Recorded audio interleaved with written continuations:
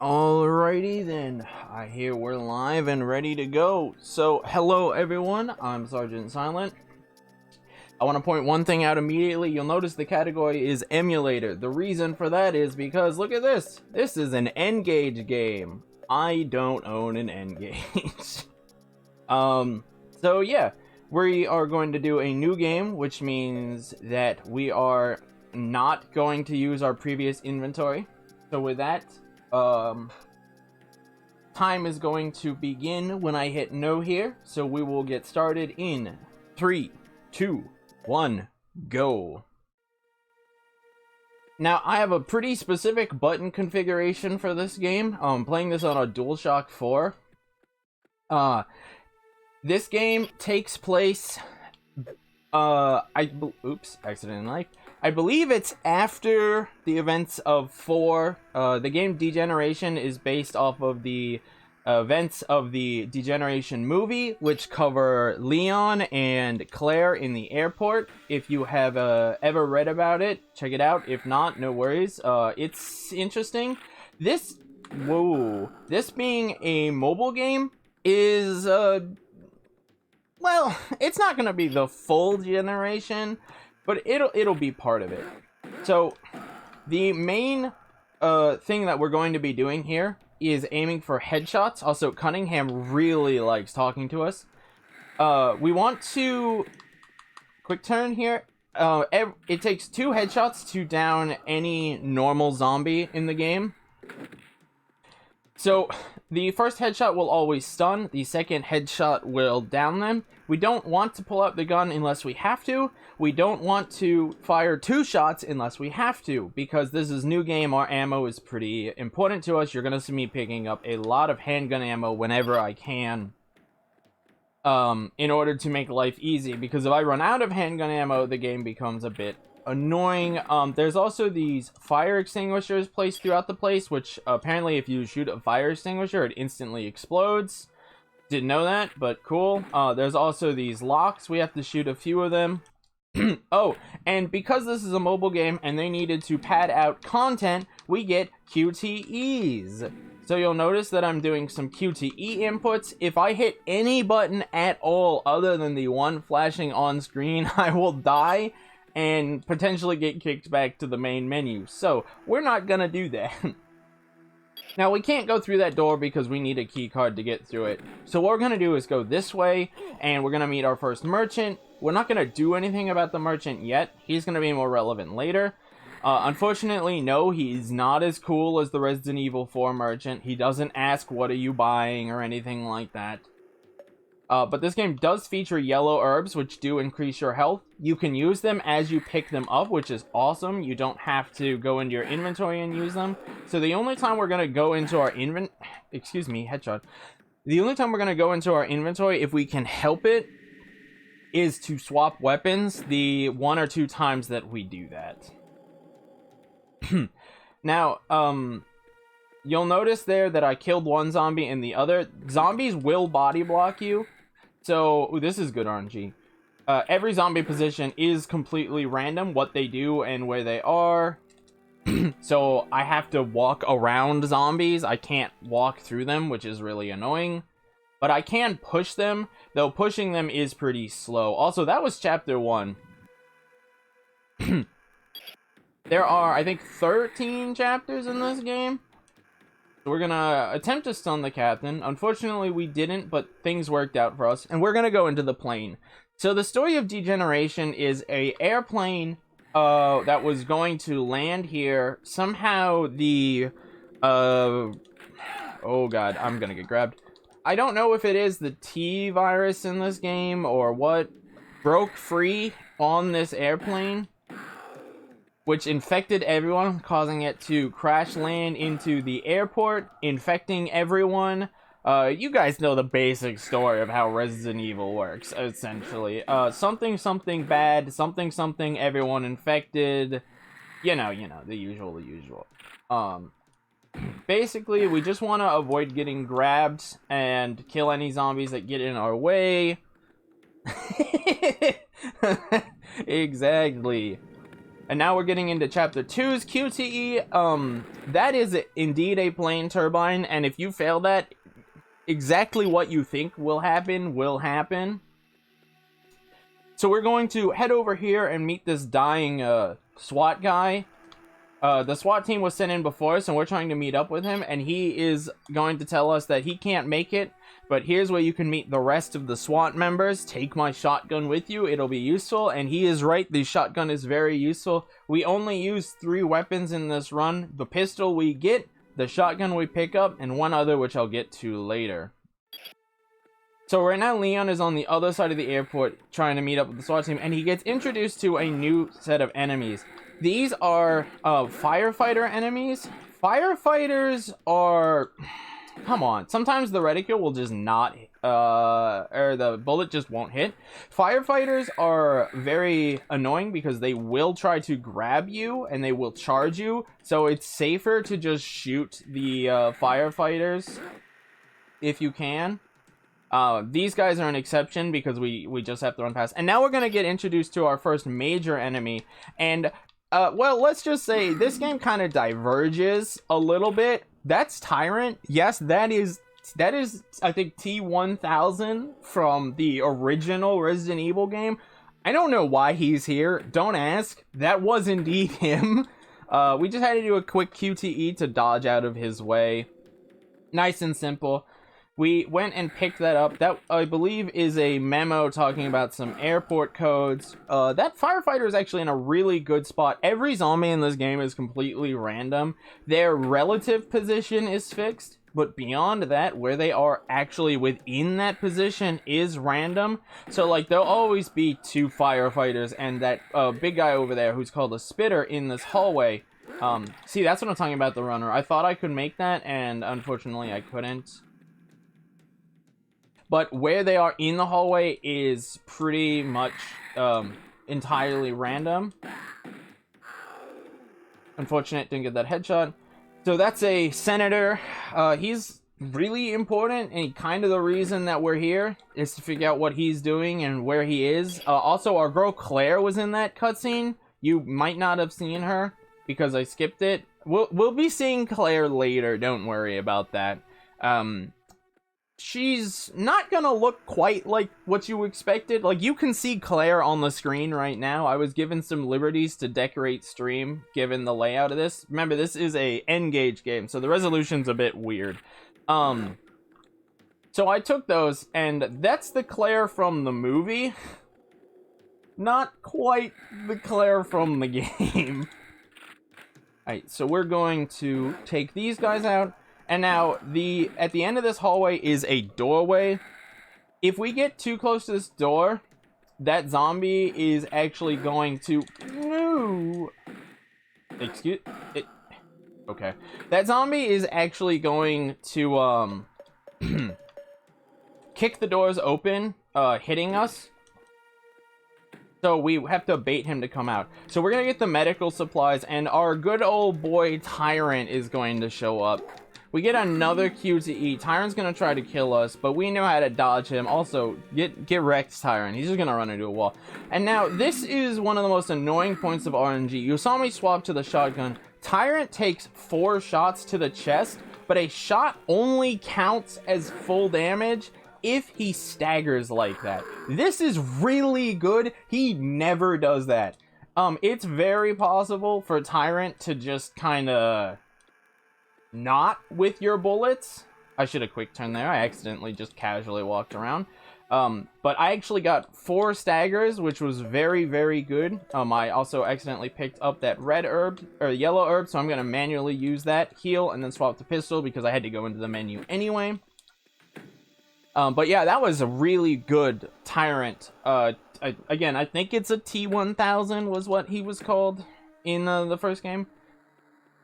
So he's dead. Now we're gonna get another QTE. This one's pretty simple. It's just down and then up. Every QTE in this game starts with D-pad right, except for this one and one other, the one immediately following this. They're the only 2 in the entire game that don't start with D-pad, well, I say D-pad right because it's an N-Gage game. I'm playing this game on analog because it has full 360 movement, and I find the analog to control slightly better.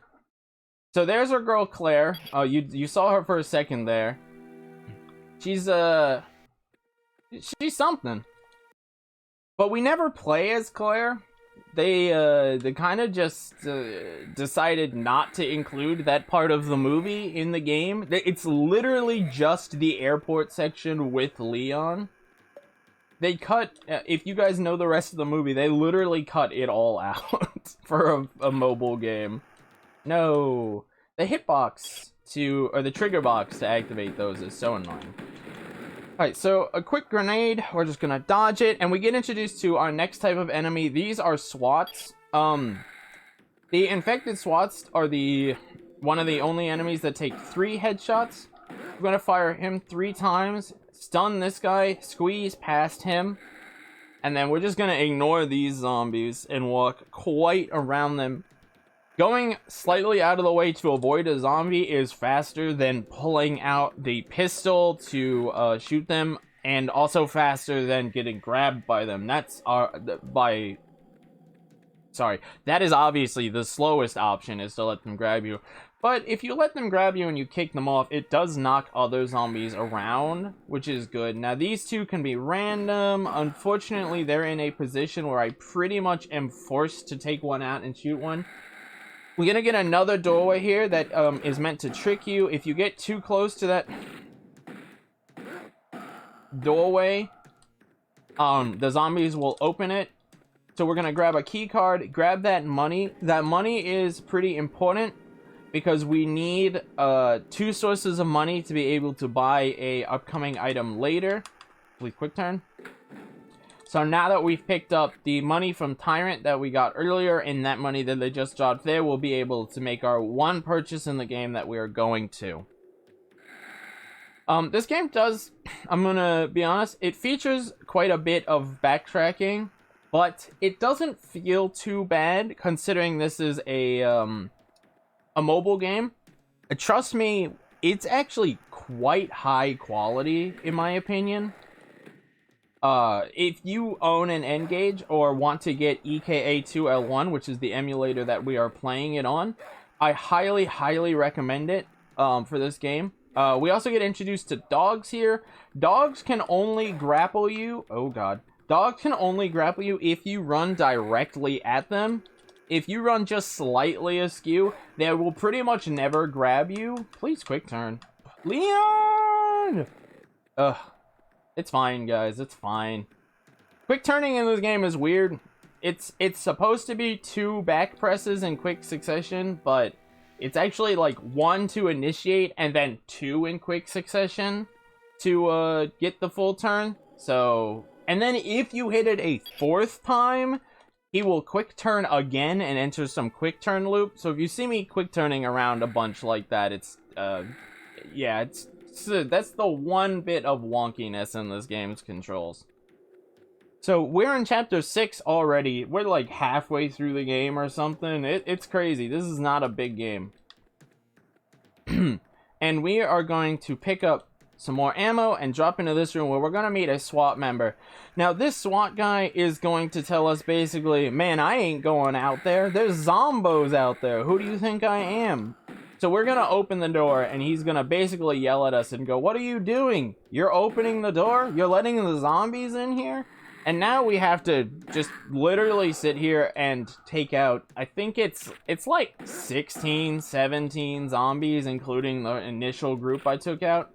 As they crawl out from these 2 stalls, killing zombies doesn't speed it up at all. The only zombie that really... Come on. The only zombie that really matters is the last one because of how they head out. So you could see that they're already crawling out here. This is the only semblance of what I would call auto-scroller in the entire game. 4 zombies coming out. It might actually be random how many zombies you have to take out. But it's relatively in the... That's unfortunate. It's relatively in the 15 to 20 range. Oh my lord, 2 more zombies. 3 more zombies.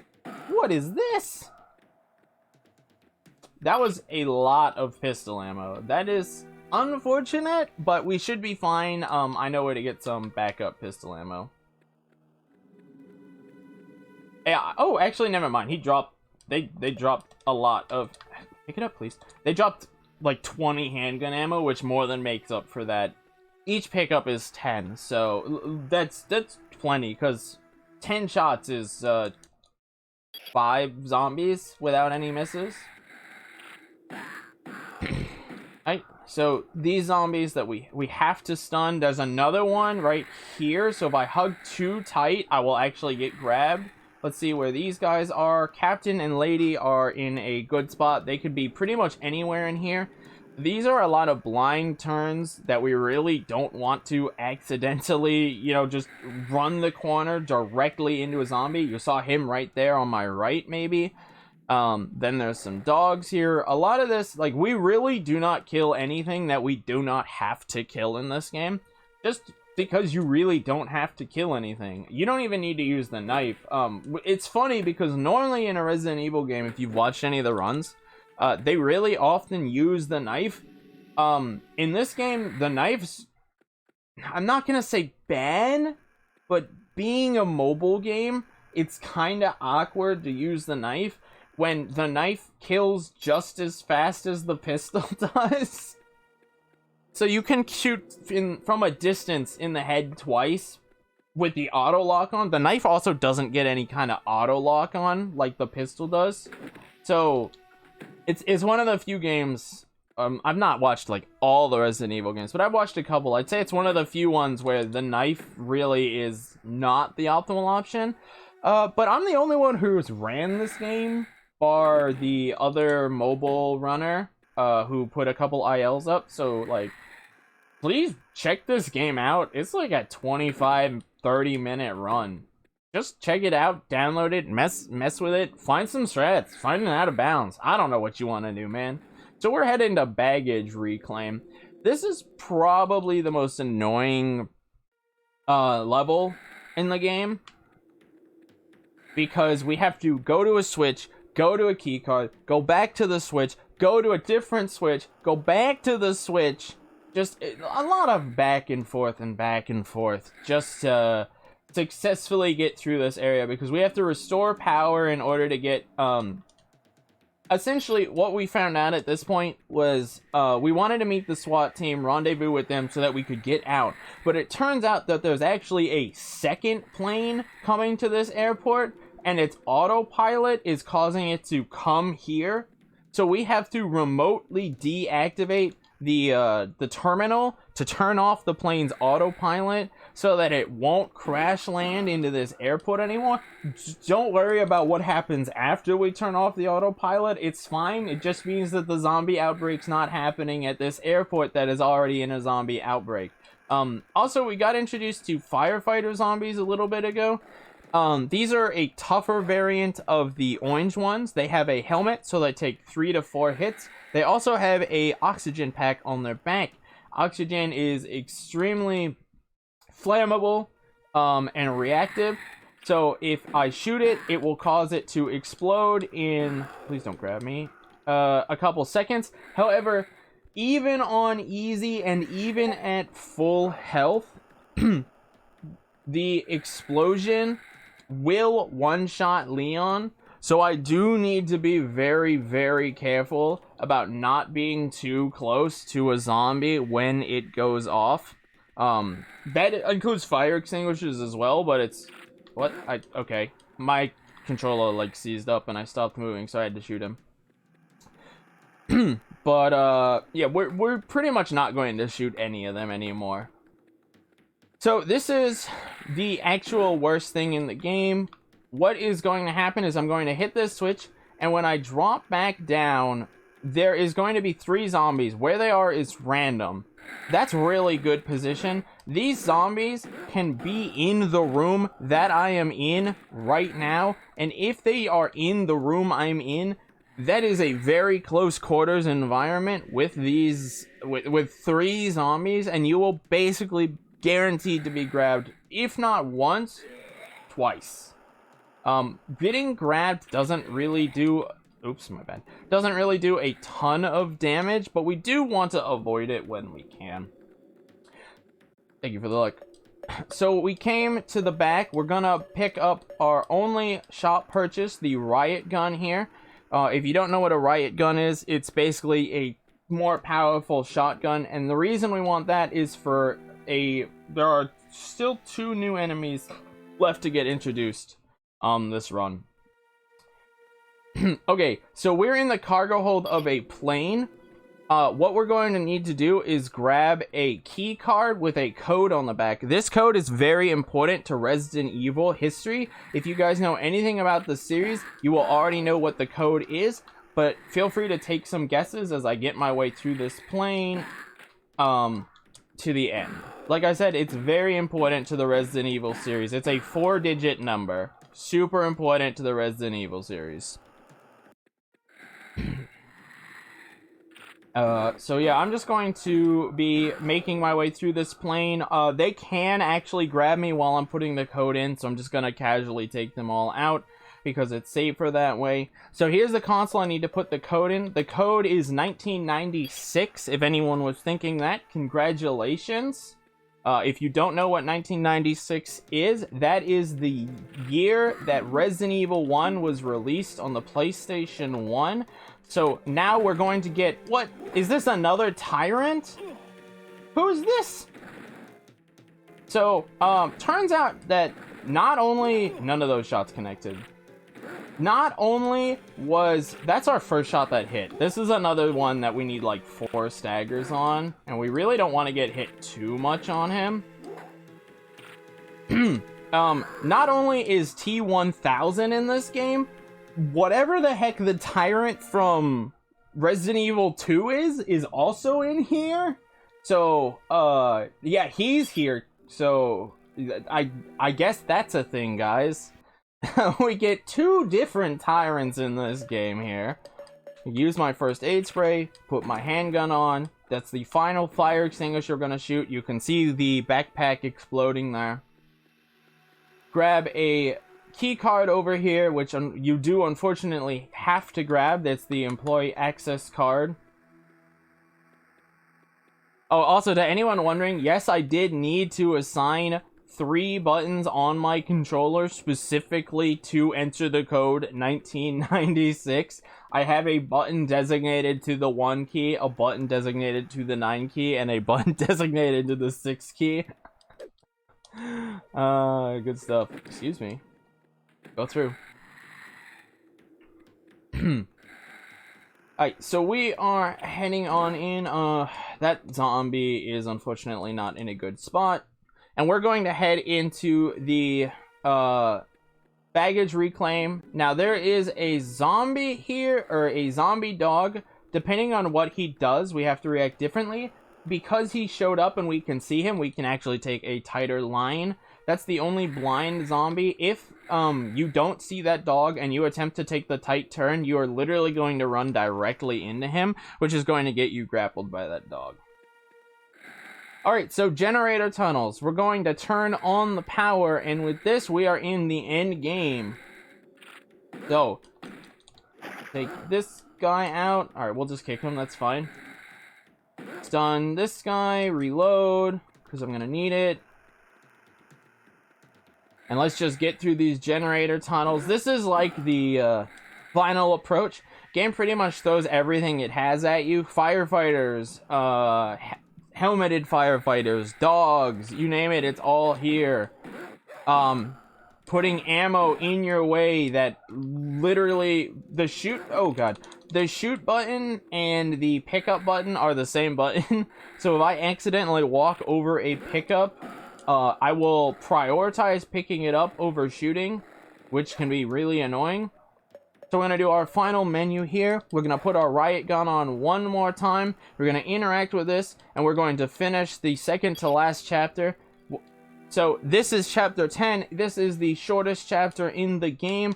It is literally 1 QTE. That is all it is. You'll notice, what, another tyrant? And you might be saying, who's this one? We killed Tyrant from the first game. We killed Tyrant from the second game. Okay. That was annoying. Retry. That's fine, that's fine. I hit the button, but it didn't input. That was weird. Sometimes that happens on our DualShock 4. It just doesn't do the input. So you might be saying, who's this tyrant? Who else could there be? Well, this is Code Veronica Tyrant. Yes, they even put Tyrant from Code Veronica in this game. So yeah, there are 3 tyrants, which means 3 boss fights. That's all the fights. With that, chapter 10 is done. We are into the final boss, the final mission. Hopefully this has been fun, because this is it. We need to dodge his initial charge. Now this is the most RNG boss in the run. He is going to decide to block at random. What we need to do is avoid getting hit, because he will actually hurt us quite a bit. And we need to shoot him in the heart so he staggers. And every time we do that, we then need to back off and stop shooting, because he is going to either attack us, which we don't want to get hit by, or he's going to, if we keep aiming, actually put his hand up and block my viewpoint. I can't hurt him while his hand is up. So I literally just have to sit here and continually shoot and hope that he behaves and stops freaking dodging and being annoying. Like, this is a really annoying tyrant. Oh god, get off me. I didn't even know he could do that, actually. Why? Okay, so once that's done, he's defeated. He can still do a little bit more, but he's not gonna do anything. So time is coming up on this game here. We're going to activate this, which is going to cause a cutscene of a wind turbine opening. You can probably guess where this is going to lead now that there is a giant wind turbine in the room. But if not, don't worry, I won't spoil the surprise. We're going to head on up, one final button, and then we just have some cutscenes to skip here, and we are done. So that's 11. Time is going to come up after I finish the final final thing with Cunningham. So get ready, and time. And that was it. That was Resident Evil Degeneration for the N-Gage. Final time was a 23:33, which might actually be a new world record. I literally just set one before this, and I think I just saved another 2 seconds. So if no world records have been set, I think we just got one.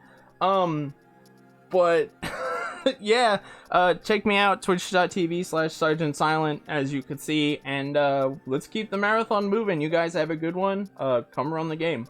Take care, everyone.